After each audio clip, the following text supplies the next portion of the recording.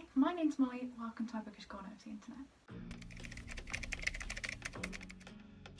Hello, so this is my Contemporary-A-Thon vlog.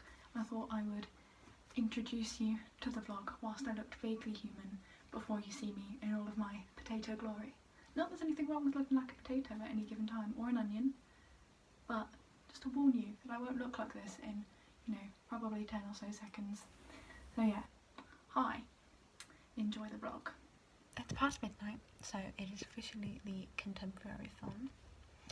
I am already staying up far later than I should be because I have classes tomorrow. I'm in bed if you can't tell. This is keyed up. I'm going to read a few pages of my first book of the week, which is, sorry, you're going to have to stay there for a sec, which is How to Write a Love Story by Katie Cannon. As you can see, I'm already started, sorry. And I feel a little bit bad about counting it if I've already started it before the readathon, but I'm only 42 pages into it and it's nearly 400 pages overall, so I feel like it's fair to count it, and it counts because it has yellow on the cover. Lots of yellow. Well, lots of little bits of yellow, it's mostly blue, but some yellow, so therefore I can count it for the challenge. So yeah, that's what I'm planning on doing right now. It's actually nearly 1 AM I think, but I'm not feeling at all tired, so I'm hoping that like watching some YouTube videos and reading will help me settle down a bit.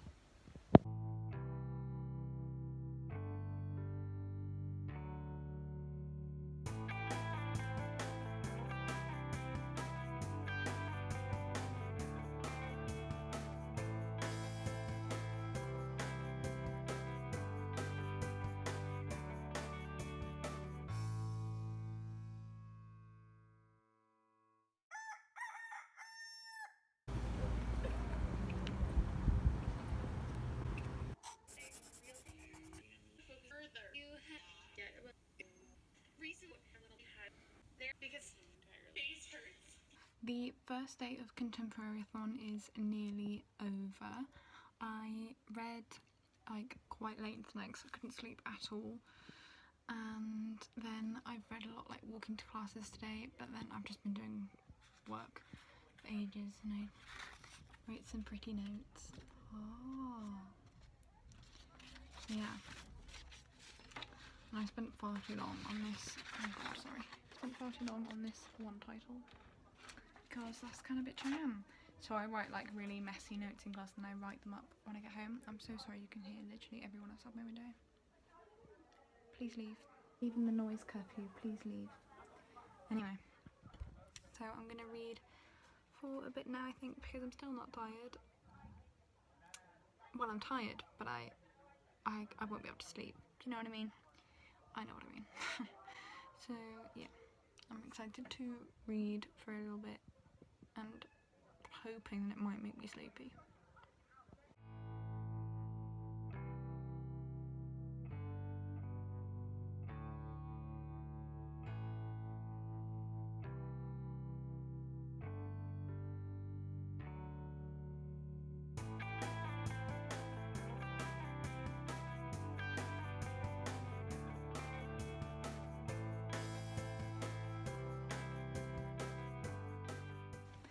About 2:30 and I've just finished How to Write a Love Story and I really liked it. I thought it was really sweet and I really liked the ending pairing. I just thought the end was really quick.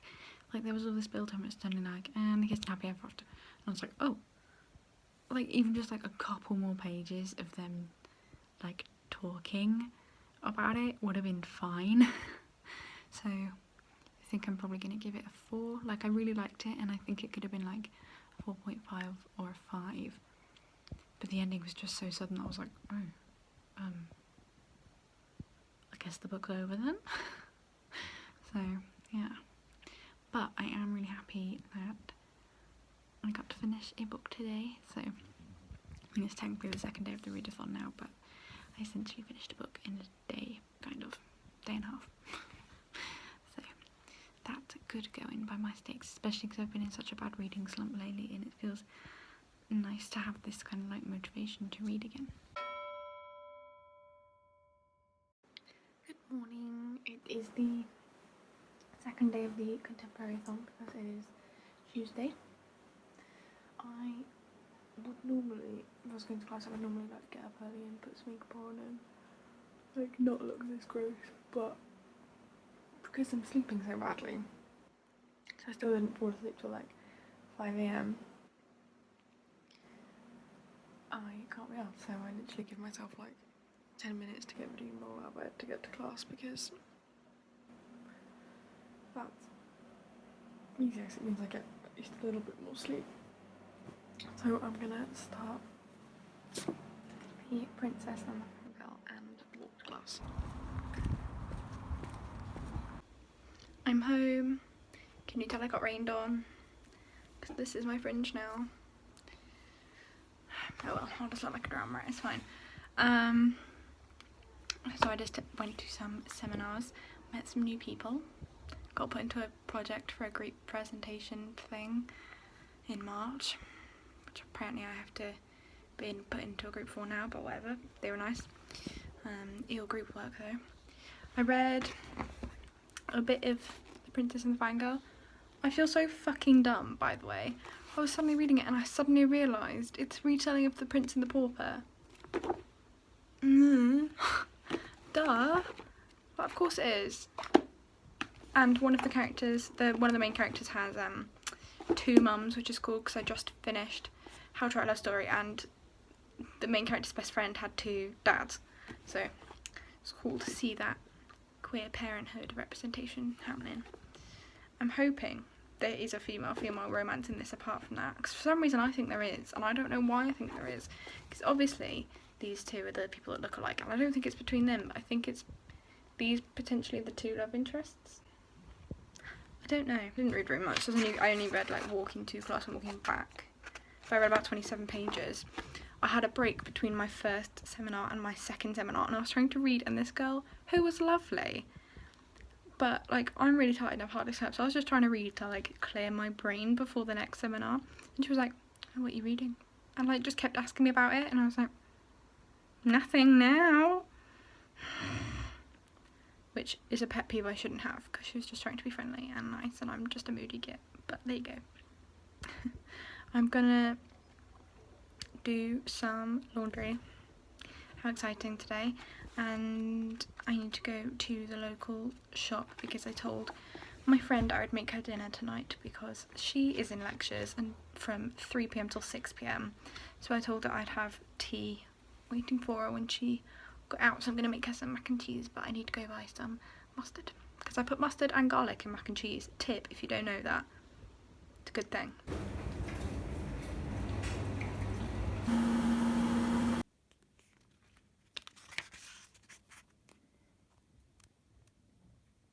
I'm sorry I'm always in the same place. I look exactly the same. Again, hours have passed. I really need a shower so that my fringe stops looking like that. And ooh, I look so greasy. Lovely. But I'm going to watch a film called Drive Me Crazy or something. It's got the girl who played Sabrina the Teenage Witch, Melissa Joan Hart. It's from the 90s. It's such a 90s movie. But I love it dearly, and I don't know why. It's also got the guy that plays the boyfriend in The Devil Wears Prada. It's called like Adrian something maybe. I don't know. But I love it dearly, and I don't know why. And so I'm going to stick that on, and then also read a little bit before I have said shower. I haven't got that far in The Princess and the Fangirl today. I'm on page 28, which isn't very impressive, but I don't feel too guilty about it because I've already finished one book, and I was only expecting to read 2 or 3 this week, which is probably still going to happen, but I didn't expect to finish one quite so early, so that's fine. Before I start watching it, I just want to show you quite how 90s this film is. I was born in 99, so this is a nice look into what the 90s must have been like. I think this film's 99 actually. Yeah, it's, there you go. Same age as me. I'm wearing like a crop toppy pyjama thing because it's really hot in here, and I've only just opened the window, which means you can hear everyone talking. And also, sorry about my laundry. But I've got my like film playing, and I'm actually editing this vlog and also another thing that I've got like on the go so that I can get the footage off my phone, because you know, and also because it's an easier way to edit. So it's my evening. I was gonna read, but I read a couple of pages and I'm just not really like feeling in the mood. And also, oh no, it's only 10 to 11, but I'm this awake, so probably another night of no sleep for me.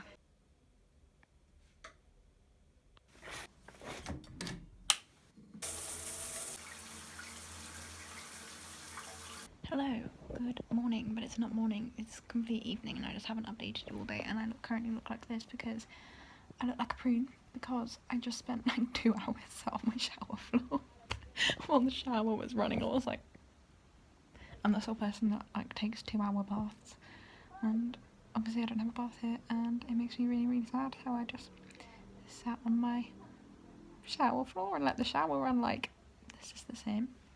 I actually had quite a good time because I worked out my book didn't get wet if I like held it in a particular way, like it didn't get wet at all. So I read quite a lot of my book, although I don't think it is a female film or romance, and I'm really sad because I've just realised the original Prince and the Pauper. So what I think is going to happen is the famous person has an assistant, and I think the not famous lookalike is going to fall in love with the assistant, and the famous person is going to fall in love with the lookalike's ex-boyfriend. I really hope that's not it. I really, really hope that's not it. But I think that's like the way the original works. Can you tell I'm basing it off of my knowledge of the Barbie Princess and the Pauper? So yeah, I don't really want it to do that.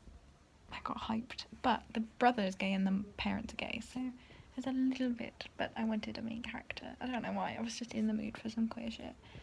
I should have read some Dari and Dante, that's what I should have done. But yeah, so that's been my day. Sleep is still ghosting me. Honestly, it's like being in a bad breakup with sleep, so my eyes look like this, and I kind of look really high because I'm so tired. Hence why I also just kind of sat on my shower floor like, please. And then I kind of just crawled back into bed because it's making me feel so ill. So I look like I'm in a 90s boy band. Goals.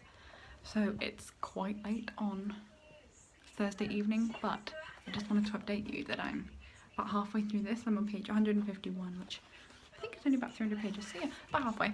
I'm enjoying it. That's my update for today. We watched Tarzan, we watched Mirror Mirror.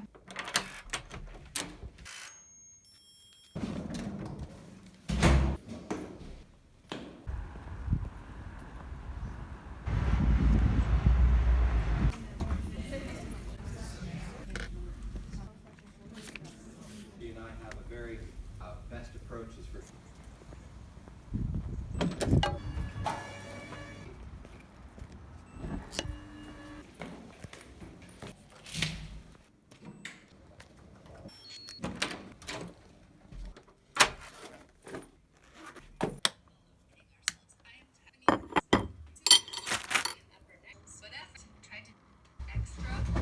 Wow, you're seeing me in actual daylight for once. See, look, I do exist when the sun does. I still haven't slept. So again, I just sort of flopped out of bed, flopped into a hoodie, and rolled to class. I had 2 lectures today, and I had like a half-hour break between them, and it was in the same room, so I just sat and read in the room for a bit. But I actually managed to get through quite a lot of the book, and because I was working, I had like little post-it note leaves next to me, so I like put notes next to all the cool bits that I want to talk to you about later when I finished it. So yeah, I've nearly finished it. I'm on page 263, and there's 315 pages in it, I think, just under. So I'm nearly finished. I have another class in just over an hour. I had like a 2-hour break, so I came back to get some lunch because I was really hungry. I'm gonna try and finish this before I can go back to class, so that's what I'm going to be doing, and then if I have time I may also sneak in a nap because I'm so tired.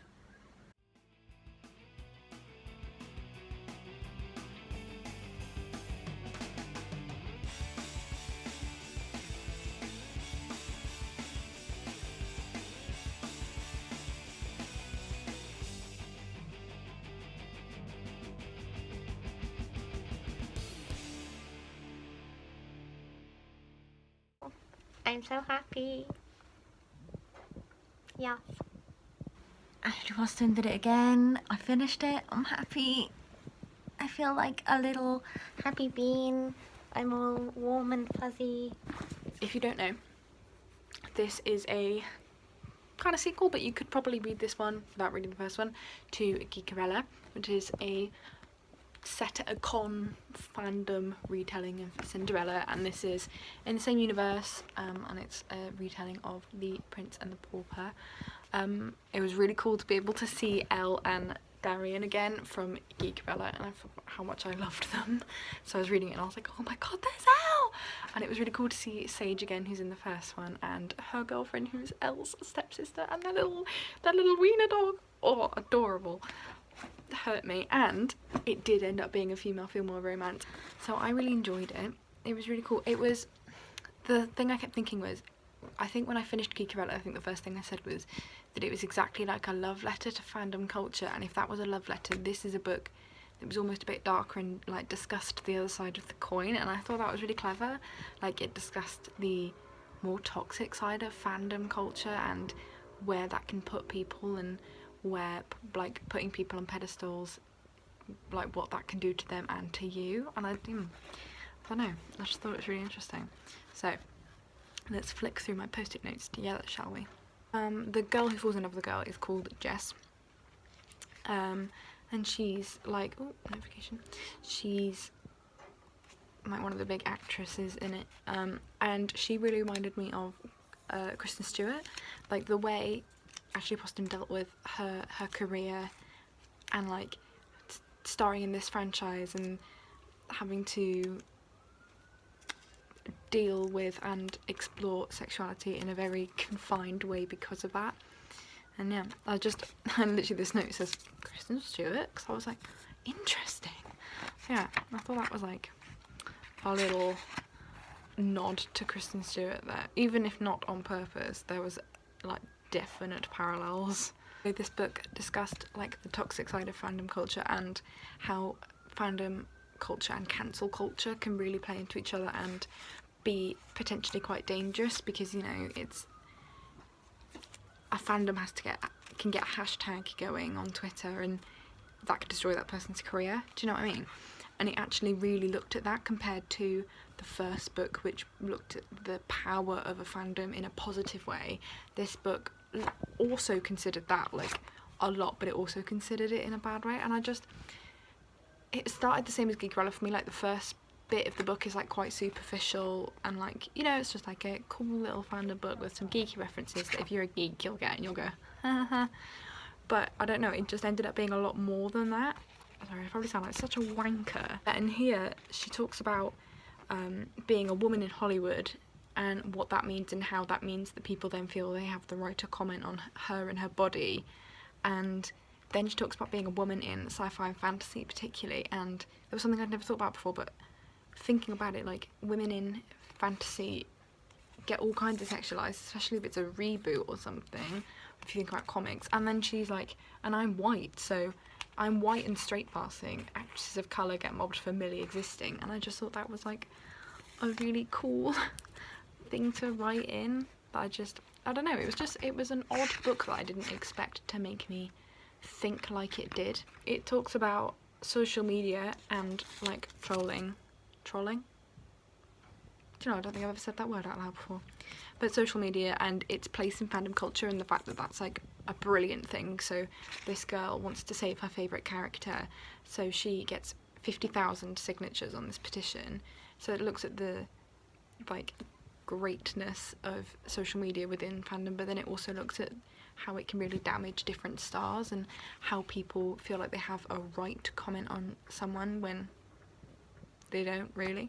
And it also looks at the toxicity of nostalgia, which I thought was a really cool thing to throw in. So like, nostalgia gives people glasses where even if it's broken they won't let anyone fix it, and they sort of blame anyone that tries to. And I know we're in a reboot culture right now, and it is quite annoying to see everything rebooted, and some things I'm like, just leave them alone. But it was an interesting point, I thought. I also think it was really interesting the way it framed like the argument within the context of that, well, she shouldn't be an actress if she's not willing to do all this as part of her job, like in reference to paparazzi and stuff, which I agree with to a certain extent. Like, if you're going to be a famous actress, then unfortunately people are going to mob you, but also that doesn't mean that's okay. And, you know, at the end of the day, they're still a human being. It's that kind of like, well, what do they owe you and what do you owe them?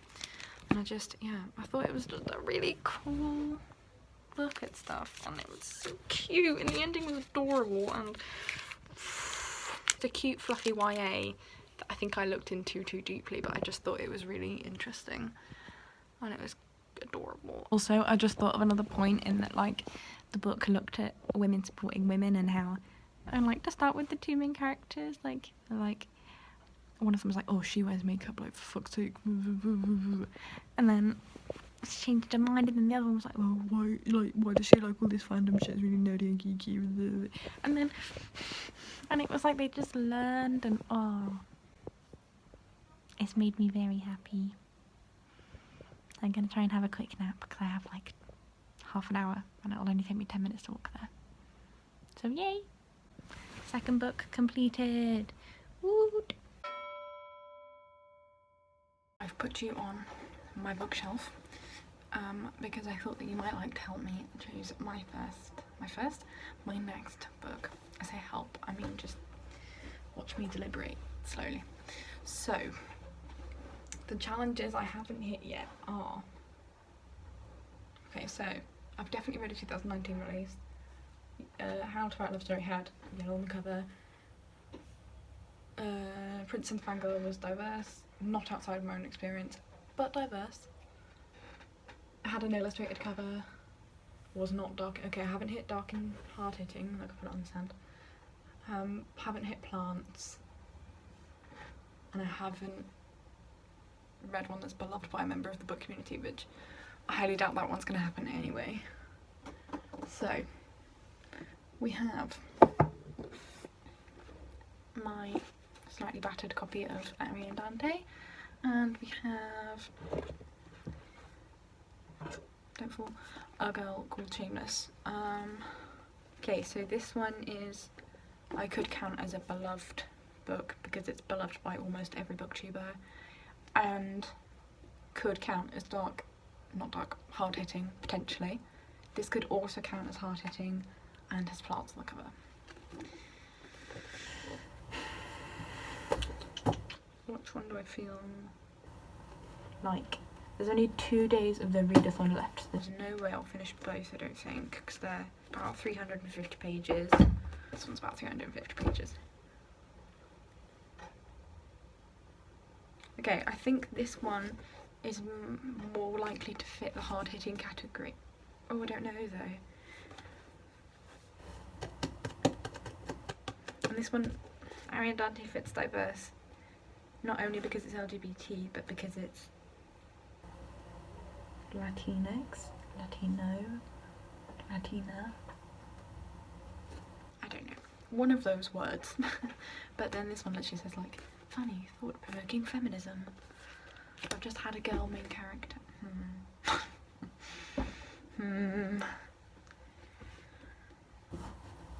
Okay, well, because I don't think I can get through both in 2 days. I'll have to read one per day, and I'm seeing my dad tomorrow. But then I've got also the rest of the day, and it's only 2 o'clock. Okay, I'm gonna take... I'm so rubbish. My heart is saying Ari and Dante. Wait, I think Ari and Dante has plants on the cover. It does. There's some leaves and some grass. Ari and Dante wins. He has loads of plants. Yay.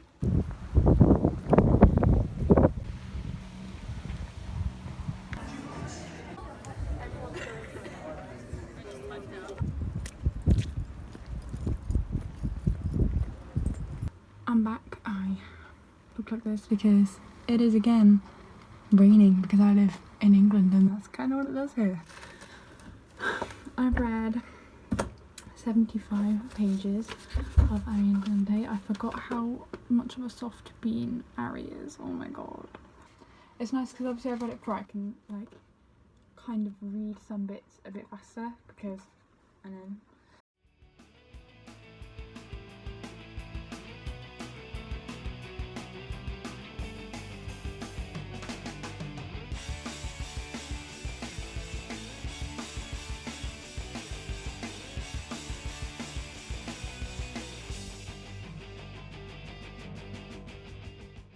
I've just got to page 100 of Ariandante.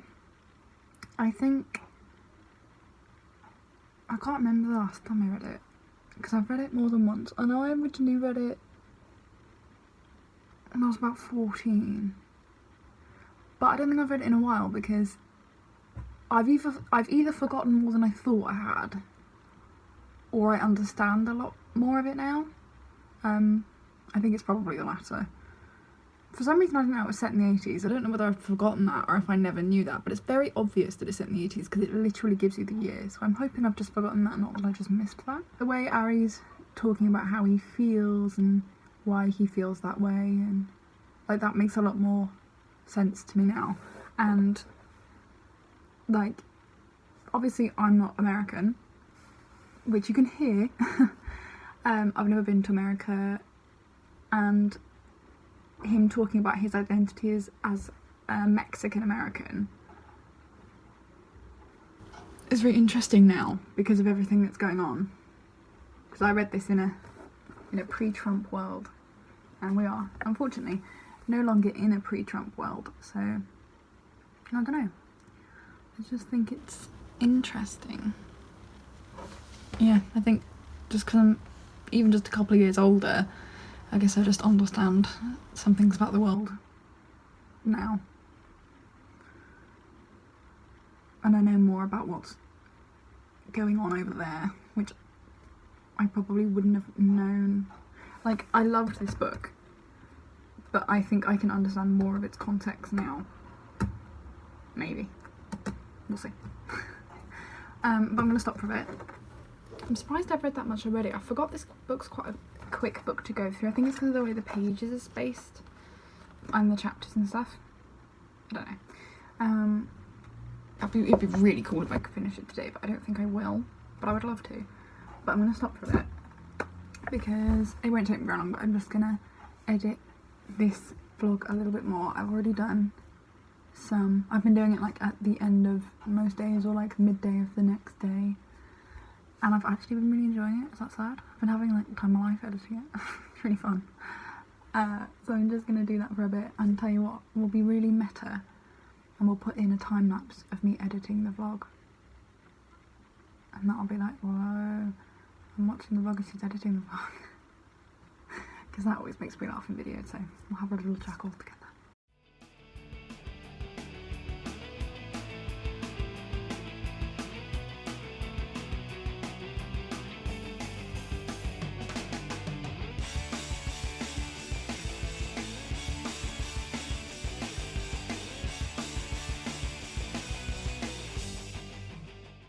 Good morning. Look at that.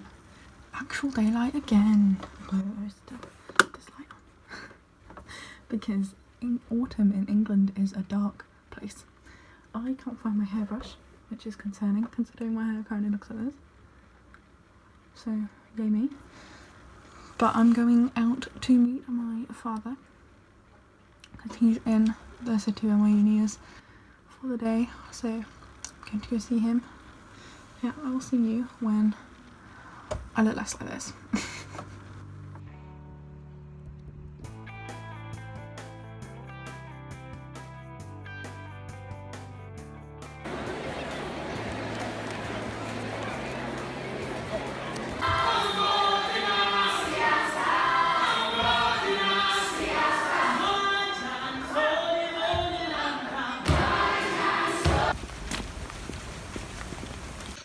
Hello. I've just woken up from a nap, which was amazing. It's annoying because it's like 11 o'clock at night, so I didn't mean to have one. But obviously, I've been sleeping so badly that I don't even care. My dad surprised me with tickets to The Lion King, and we also got to walk my friends, like family friends' dogs. So yeah, we had a really cool time. So, I couldn't sleep, because when can I ever sleep? But I finished Ari and Dante. It was as magical as it was the first time, even though the physical copy of A Girl Called Shameless is literally my bag that's down there. I got the Kindle edition on my phone because I find it easier to read on my phone in bed. Is that stupid? I just think physical copies could be quite difficult to read in bed. I don't know, but on my phone. So I'm gonna read that for a bit and then try and sleep again. Oh, today's the last day of the Contemporary-A-Thon. Oh no, that means I've only got one day to read A Girl Called Shameless. I don't know if that's doable. We'll see. I'm in my dressing gown and I look like a little onion because I'm about to go sit in the shower for like 2 hours. But probably not that long because A, I'll might turn into just like an entire wrinkle, like I won't exist apart from being a wrinkle anymore, and B, save the planet and all that. But I am 65% of the way through A Girl Called Shameless, and oh my god, I'm enjoying it. I've not done any work that I should have done today or anything else that I should have done today because like I can't stop reading it. It's so good. It's about 6 p.m. I've literally just been lying in bed reading all day because I can't put it down. So hopefully I'll finish it by the end of the day because this is the last day of Contemporary-A-Thon. But yeah, I'm very excited. I'm gonna go in the shower and see if I can figure out the same angle I was at last time so I can read in the shower again because that was a great discovery. I finished it. It was amazing. The protest at the end actually gave me goosebumps and I'm alright. 5 stars. I loved it. Funny, one of the funniest books I've ever read. I literally laughed till I cried. I actually cried at other bits. It was amazing. It talked about so many important things and like, oh.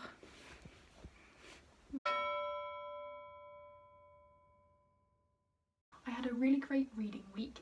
That's weirdly difficult to say, but I read 4 books, which last year would have been like a normal thing for me, but this year is something I've been struggling to average a month. So I'm quite impressed with myself. And everything I read was either a very high 4 or a 5-star read. The first book I finished I actually started before the Contemporary-A-Thon. I'm really sorry, but it's a 400-page book and I'd only read 42 pages of it beforehand, so I felt like I could count it and that would be okay. It was How to Love by Katie Cannon, I think. Yes, Katie Cannon. It was very good. The only thing that bugged me was the ending, like the speed of it. It was like, the whole book just had quite bizarre pacing, so I kind of gave it like a 4.5, 4.75, which I felt like a right knob doing. But it's what I felt justified to do.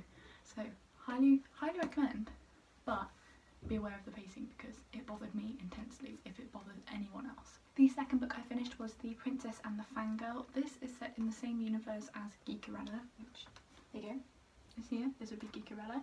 That is a fandom and con-inspired retelling of Cinderella, and this is same universe, same characters, and you get to see the stars of this one in this one, but this is a retelling of The Prince and the Pauper, although I keep trying to say Princess and the Pauper because of the Barbie film, but it's the original, The Prince and the Pauper, though we can all pretend it's the Barbie version. I really don't mind. I loved this. There is a queer romance in this. It's female-female. There is also one of the main characters' mums has 2 mums and her brother is also gay, so there's a lot of queer representation here, which I enjoyed greatly. I also found out there's a 3rd one coming out and it's inspired by Beauty and the Beast, so very excited for that. I've discovered I'm just trash for Ashley Poston. The 3rd book I read was a reread. It was Aristotle and Dante Discover the Secrets of the Universe. I have read this many times before, but I felt like I hadn't read it in a while, so this hit a few challenges, so I thought it would be a good time to reread it. I loved it, as always. Ari is a soft being who I will protect with all of my heart, and Dante is just one of the sweetest, and I will just love them for the end of my days. I didn't think I was going to finish a 4th book, but I started it anyway because I want to read it regardless, so it didn't really matter. But it was so good I actually ended up reading it in one day, and that was A Girl Called Shameless.